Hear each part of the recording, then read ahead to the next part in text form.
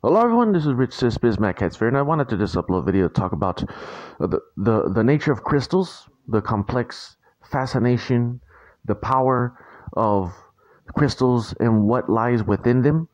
And I wanted to also specifically talk about the crystals that I've had contacts with, which is the amethyst, the clear quartz, and the tiger's eye.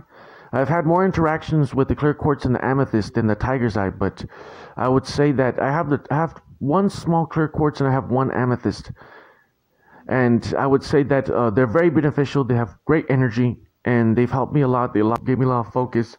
You have to understand. You have to let yourself feel the subtleties of these frequencies of these crystals. Crystals are very special. You know, all crystals, the rubies, whatever crystals, the diamonds, the emerald, all of them, they're all very special. And the reason why too is because crystals are from space. You know, they're from the Big Bang. They're from a time before time. They were out in the outer limits of space before space and time was a thing. So they absorb a lot of that spiritual energy, of that infinite wisdom, of that eternal wisdom, and it lies within them. It isn't just matter, it's something that's beyond matter, you know? It's a very complex, interweaving symmetry of this construct of energy and physical knowledge. So it's a very powerful thing. And there is this kind of misunderstanding that the crystals are just like rocks or something like that, and that there's no energy in them, and that there's no power in them. But there is a lot of strength within these crystals. Every crystal is constructed specifically in their own way. They have their own anatomy. Like I said, the clear quartz, the tiger's eye, the amethyst, whether it's a ruby or an emerald or a diamond, they all have their own frequencies, and and because of this, they have their own anatomy in which they're built, and that's what gives them their specific frequency that they give off. And that's why you get this specific energy, a specific way of feeling, a specific way of thinking, a specific way of focus when you have them around you. And that makes it very, very powerful. It makes it very, very powerful. It's almost as if the crystals are alive. That's the thing. It's almost as if the crystals themselves are a living thing, but they're not moving. They're not animated, you know, but they are alive. If you were to look into them with a microscope or beyond a very strong microscope, and look at them at the quantum level, at the string theory level, you would see that there's a lot of activity, a lot of energy there. People and crystals, everything that's in this reality intercepts and intertwines and is a pool inside of a sea of the quantum foam and the quantum void that has all this information swirling in and out of us. And this quantum foam and in this quantum void, that right there is a time before time. When you go down to the subatomic and beyond level at the quantum foam, quantum void, that's beyond the large. When you go down there, that right there is a time before time. That's the Big Bang. That's before the Big Bang. You want to go before the Big Bang? You want to know what happened before the Big Bang? You have to go to the smallest quantified level possible. And at the same time, you'll end up being in the spiritual realm. The spiritual realm lies beyond all that can be seen. Now, to get back into the amethyst and the clear quartz and the tiger's eye, like I said before, they're all made up of their own anatomy that makes up, then gives off their own frequency.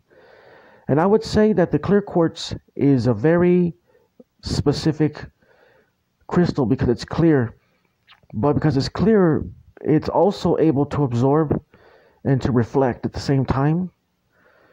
But the thing is, though, is that what I've come from understanding it is that it's a very powerful crystal.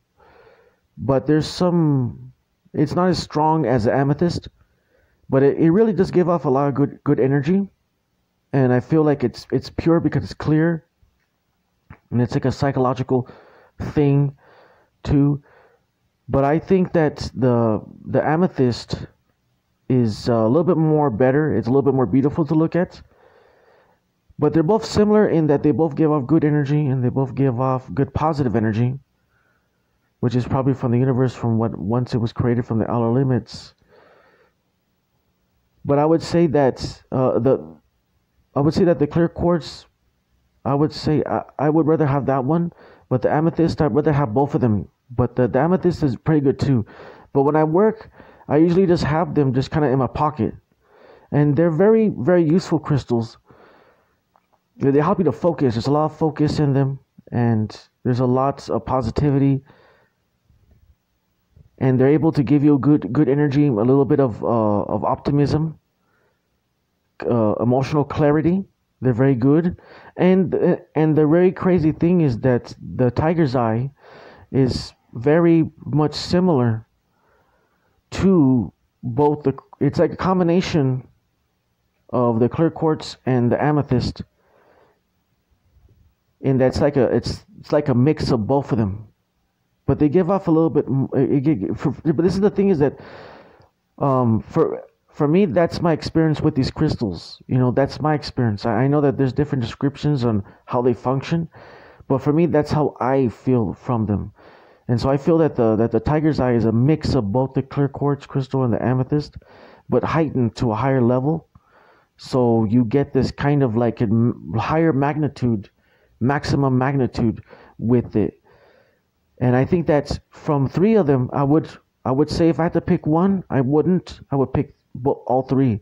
So I would recommend having three of them, but bigger ones. I have small ones that I got from Trevor, the clear quartz and the amethyst. But I would recommend getting larger ones.